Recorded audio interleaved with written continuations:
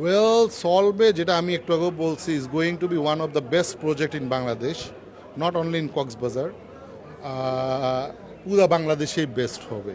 কারণ এখানের ভিতর এমন কোনো ফ্যাসিলিটিস নেই আমরা দিচ্ছি না। নর্মালি কক্সবাজারে মানুষ গেলে সন্ধ্যার পরে বোর হয়ে যায়, কিছুই করার থাকে না, বাচ্চাদের কিছুই করার থাকে না। সো আমরা এমন একটা যে হাব বানাতে চাচ্ছি যেখানে 24/7 ইউ ক্যান এনজয়। ঠিক আছে, যতক্ষণ না টায়ার্ড হবেন ততক্ষণ কিছু না কিছু থাকবে, টায়ার্ড হবেন ঘুমাবেন, ঘুম থেকে উঠে আবার আসবেন।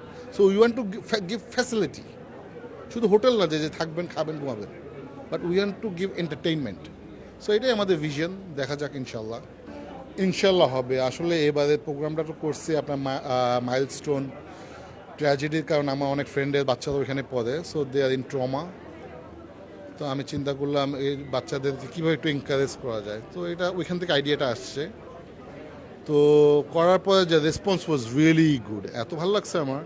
তো ইনশাল্লাহ আমরা এখন এটা প্রতি বছরই করব, এবং ভবিষ্যতে আমরা এই বাচ্চাদেরকে যারা ট্যালেন্টেড তাদেরকে আরও এনকারেজ করব, তাদের জন্য স্কলারশিপ দেব, এবং গ্র্যাজুয়েশনের পরে বা ও লেভেল এ লেভেল পর তারা যদি এই সাবজেক্টের উপর বিদেশে পড়াশোনা করতে যায় সেটার জন্য আমরা আপনাকে এটা কী বলে স্কলারশিপ দেওয়ার আমাদের চিন্তাভাবনা আছে।